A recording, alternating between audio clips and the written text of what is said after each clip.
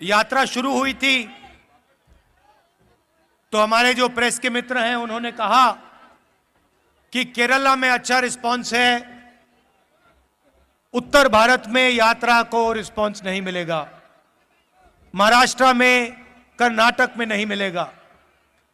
कर्नाटक में बीजेपी की सरकार है, कर्नाटक पहुंचे तो केरला से बेहतर रिस्पांस कर्नाटक में मिला। फिर मीडिया ने कहा कि भाई कर्नाटक में मिल गया रिस्पांस, महाराष्ट्र में नहीं मिलेगा।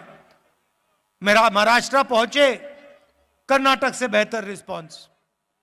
उसके बाद कहते हैं मध्य प्रदेश में बीजेपी की सरकार है, नॉर्थ इंडिया है, वहां पे तो सवाल नहीं उठता। वहां पे लाखों लोग आ गए बाहर सड़कों पे, गांव के गांव, शहर के शहर बाहर आ गए। फिर कहते हैं हां मध्य प्रदेश में रिस्पांस मिल गया, हरियाणा में नहीं मिलेगा। और हरियाणा ने बाकी सब प्रदेशों को दिखा दिया कि हरियाणा क्या है और हरियाणा क्या कर सकता है।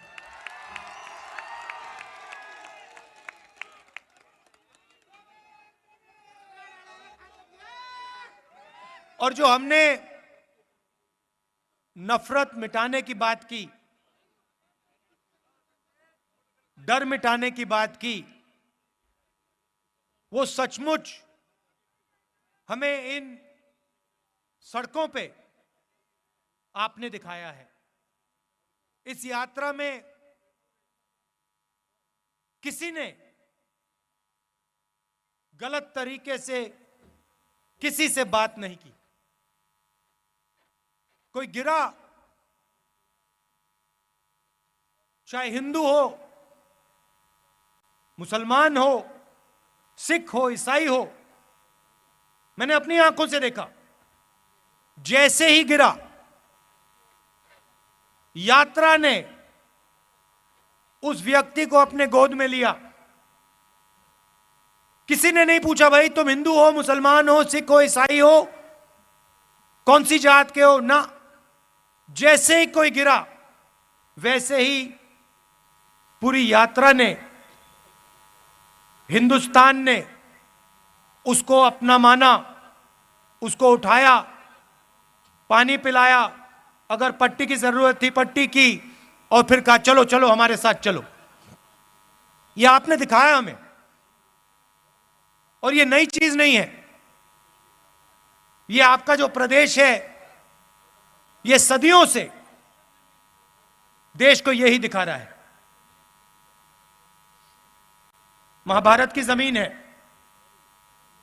कौरव पांडवों की जमीन है। जो उस समय लड़ाई थी, बात लोगों को अभी समझ नहीं आ रही है, मगर जो उस समय लड़ाई थी वही आज लड़ाई है। लड़ाई किसके बीच में है?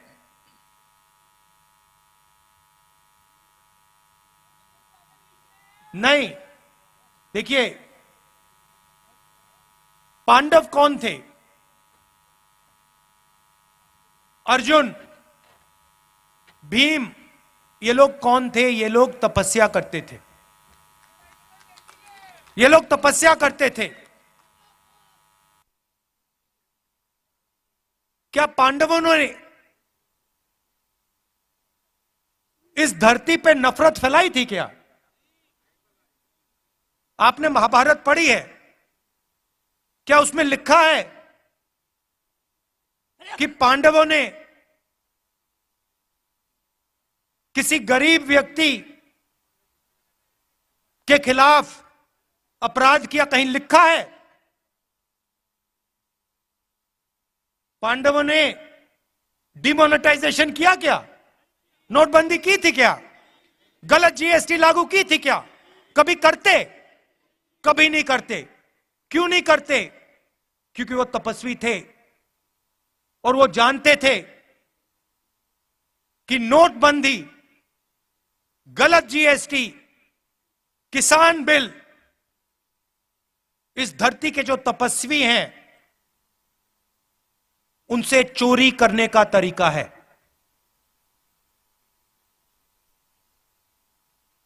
एक तरफ तपस्वी थे, 5 थे, दूसरी तरफ संगठन था। एक तरफ 5 तपस्वी और भीड़, उनके साथ पांडवों के साथ हर धर्म के लोग थे।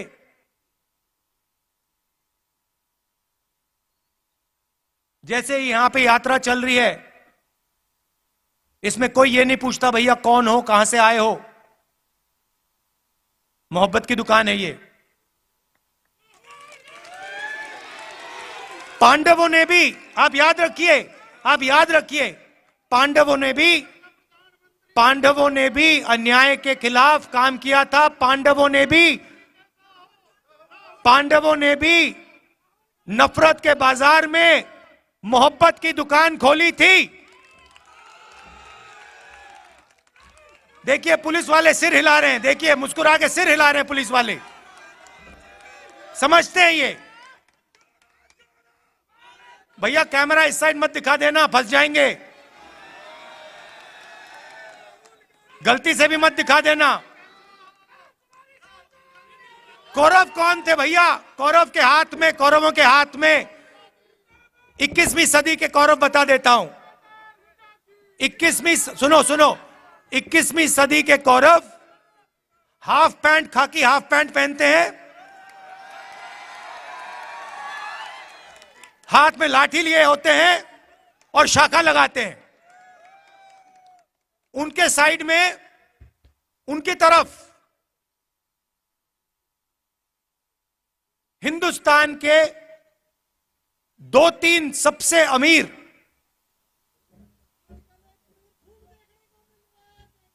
अरबपति कौरवों के साथ खड़े हैं। भाई और बहनों,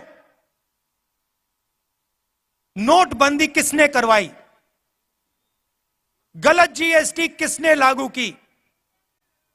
किसके लिए की गई और किसके खिलाफ की गई, ये आप समझिए। नोटबंदी, गलत जीएसटी नरेंद्र मोदी ने जरूर साइन किया, मगर नरेंद्र मोदी जी की शक्ति ने गलत जीएसटी, नोटबंदी नहीं लागू करवाई। हिंदुस्तान के 2-3 अरबपतियों की शक्ति ने, इन्होंने प्रधानमंत्री का हाथ चलाया। मानो ना मानो, आपको देखने को मिलेगा उस समय के अरबपति पांडवों के साथ खड़े थे क्या? अगर खड़े होते तो पांडव जंगल में क्यों बैठे थे? पांडवों को घर से क्यों निकाला? क्योंकि उनके साथ अरबपति नहीं खड़े थे, मगर उनके साथ इस धरती की जनता, इस धरती के किसान, इस धरती के मजदूर, इस धरती के गरीब, इस धरती के छोटे दुकानदार, इस धरती के स्मॉल और मीडियम बिजनेस सब खड़े थे। ये देश, भाइयों और बहनों, ये देश तपस्वियों का देश है। मुझे कहा जाता है, मुझे किसी ने कहा आप 3000 किलोमीटर चले। मैंने उससे कहा तो क्या हुआ? मैंने क्या बड़ी बात कर दी? अगर आप जाओ और इस देश के किसी भी किसान से पूछो, भाई पिछले 4 महीनों में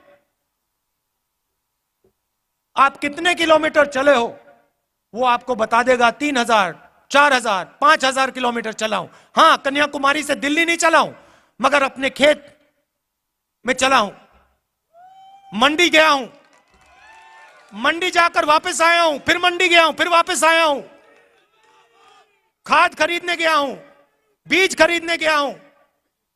मैंने क्या बड़ा काम किया? कुछ नहीं। किसी भी मजदूर से आप पूछ लो, आपको बताएगा 24 घंटा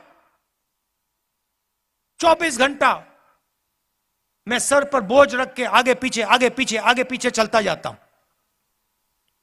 वो ये जो घड़ी है ना फिटबिट वाली, ये जो मैं पहना हूं, जो किलोमीटर दिखा देती है, वो नहीं पहनता है, इसलिए उसको शायद पता नहीं लगता कितने किलोमीटर चला है। हमारे साथ यात्री चले, मुझे कहते हैं भैया 3000 किलोमीटर चले। मैंने उससे कहा भैया तुम्हें खाना मिला आज सुबह? भोजन खाया तुमने? कितने बार भोजन खाया? 3 बार खाया ना। तो वो जो चल रहे हैं आधी रोटी खा रहे हैं और तुम क्या बड़ी बात कर रहे हो? वो आधी रोटी में 3000 किलोमीटर चलते हैं, तुम भरपूर खाना खा के 3000 किलोमीटर चल के छाती फैला रहे हो। क्या मतलब है इसका?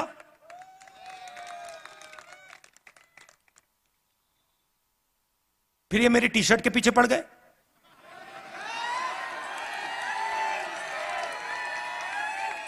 इनको अभी तक समझ नहीं आ रही बात। नहीं, उनको समझ नहीं आ रही बात। देखो ये कह रहे हैं टी शर्ट क्यों पहना है, ये सफेद टी शर्ट क्यों पहना है, इसको सर्दी नहीं लगती। सबसे पहले मैं आपको बताता हूं क्यों पहना हूं।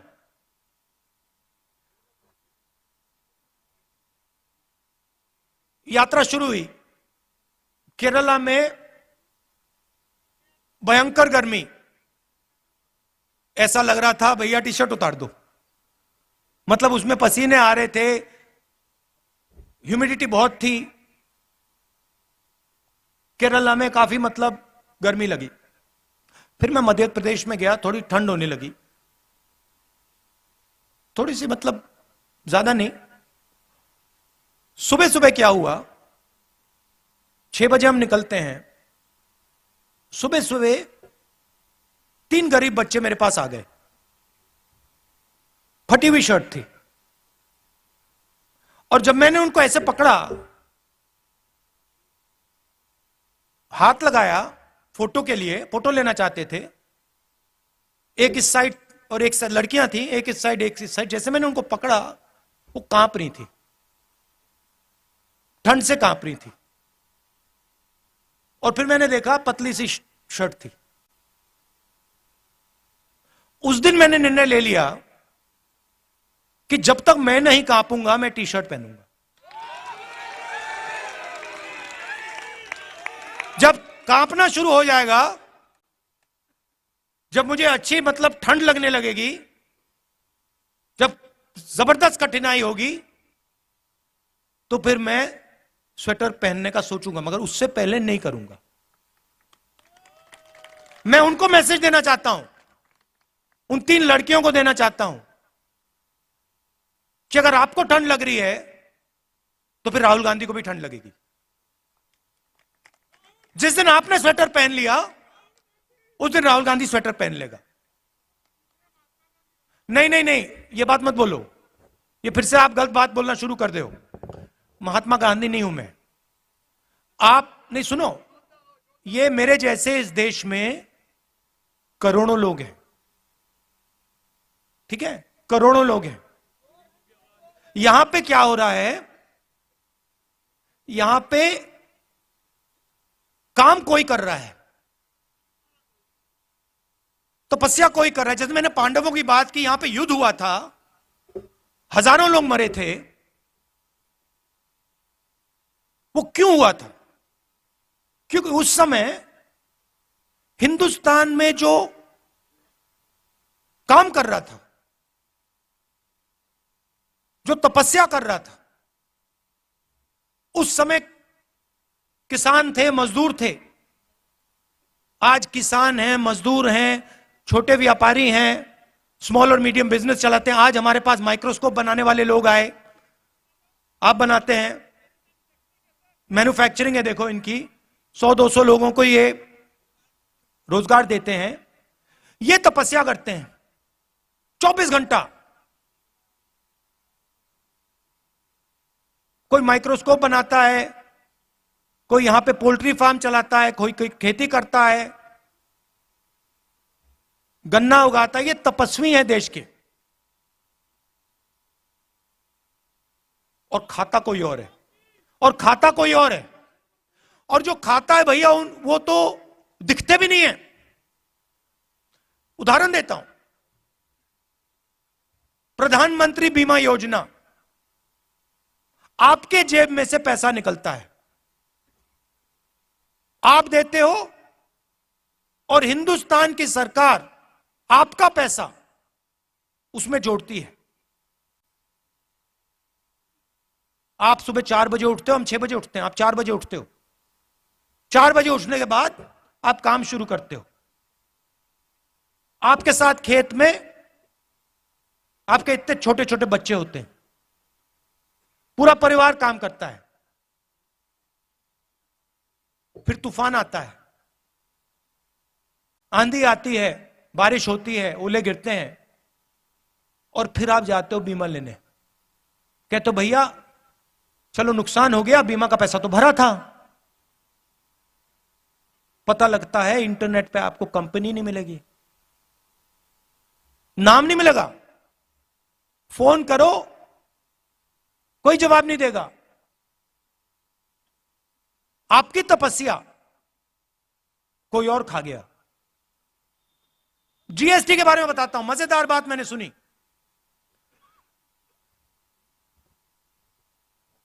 अगर आप, चाहे वो मैदा हो, गुड़ हो, अगर आप 25 किलो से कम मैदा गुड़ अपनी दुकान में बेचते हो, छोटे व्यापारी की बात कर रहा हूं, अगर 25 किलो से कम बेचते हो तो आप पर जीएसटी लग जाती है। और अगर आप 25 किलो से ज्यादा बेचते हो आप पे जीएसटी नहीं। मतलब छोटे व्यापारी पे जीएसटी, अदानी पे जीएसटी नहीं। क्यों? आपने क्या गलती की? अगर आप पे लग रही है तो उन पे लगनी चाहिए, अगर उन पे ना लगे तो आप पे ना लगे। किसान आए हमारे पास, एमएसपी की बात की।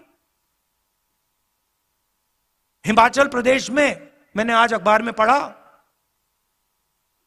सेब का पूरा व्यापार एक उद्योगपति के हाथ में। जम्मू कश्मीर जाएंगे, पूरा का पूरा सेब का व्यापार उसी उद्योगपति के हाथ में। नहीं हुए भैया, क्योंकि शहीद जो होता है उसको शहीद का दर्जा मिलता है।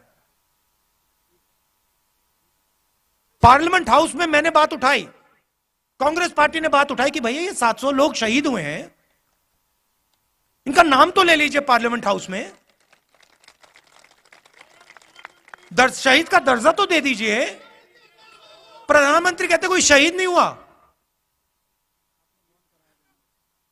हमने मौन करा दिया वहां पे, मैं खड़ा हो गया, मैंने कहा भैया हम तो मौन करेंगे। स्पीकर गुस्सा हो गया मुझसे, कहते देखिए पार्लियामेंट हाउस में जो 700 किसान शहीद हुए हैं उनके लिए 2 मिनट मौन नहीं रखा जा सकता है। हम जानते हैं कि शहीद हुए, उनके परिवार जानते हैं कि शहीद हुए, हिंदुस्तान की सरकार नहीं जानती, उनके लिए नहीं शहीद हुए। मगर वैसे मैं उनकी बुराई इतना नहीं करना चाहता, वो करने जो कर रहे हैं करने दो उनको। मैं क्या चाहता हूं कि जो तपस्वी है, चाहे वो किसान हो, मजदूर हो, छोटा व्यापारी हो, जो वो तपस्या करे, गीता में लिखा है। क्या लिखा है गीता में तपस्या के बारे में? बताइए भैया, आपसे ले रहा है। तपस्या करो और फल मत देखो। मगर गीता में यह नहीं लिखा है कि तपस्या करो और फल नहीं मिलेगा। तो गीता में लिखा है तपस्या करो, और यह देश तपस्या कर रहा है। और इस देश की सरकार को उस तपस्वी की मदद करनी चाहिए, उस तपस्वी की रक्षा करनी चाहिए। ऐसा हिंदुस्तान में देखना चाहता हूं। यात्रा का यही लक्ष्य है। यात्रा का लक्ष्य यह है, यात्रा देश को यह बता रही है कि आपकी तपस्या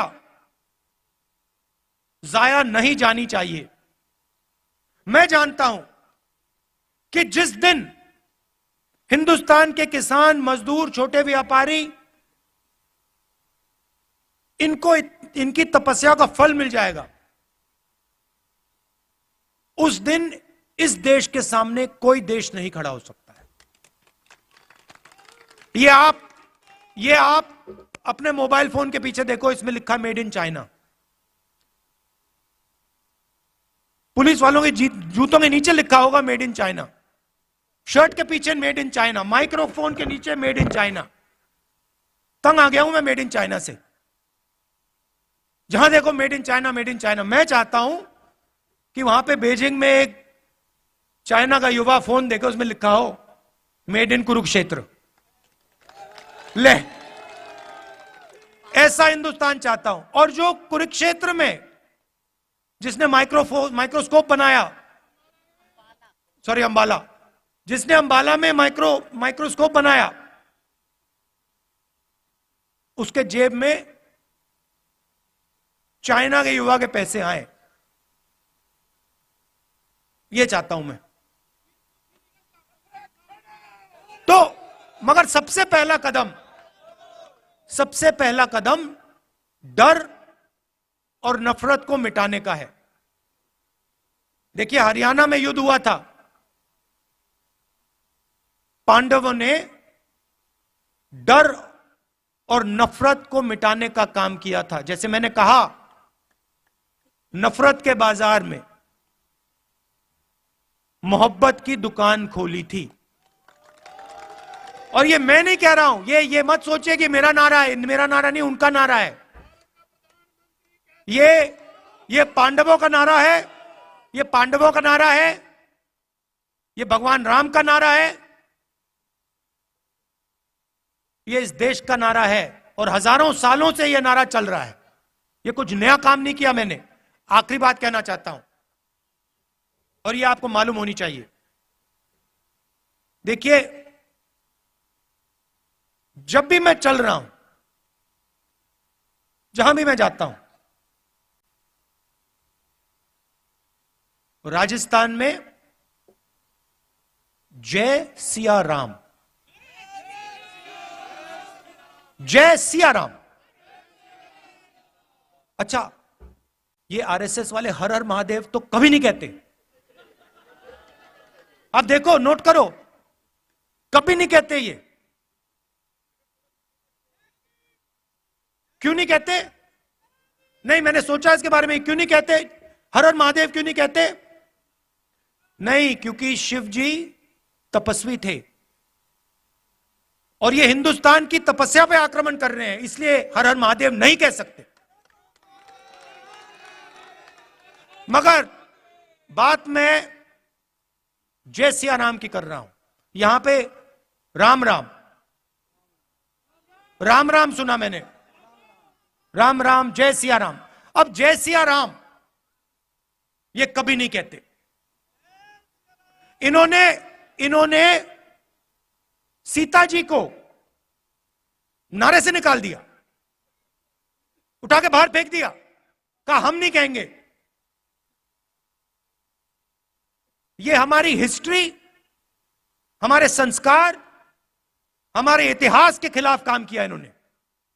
और जब भी कांग्रेस पार्टी का कोई भी कार्यकर्ता आरएसएस के कार्यकर्ता के सामने आए, उससे कहो तुम जय सिया राम कहोगे, और उससे जय सिया राम कहलवाओ।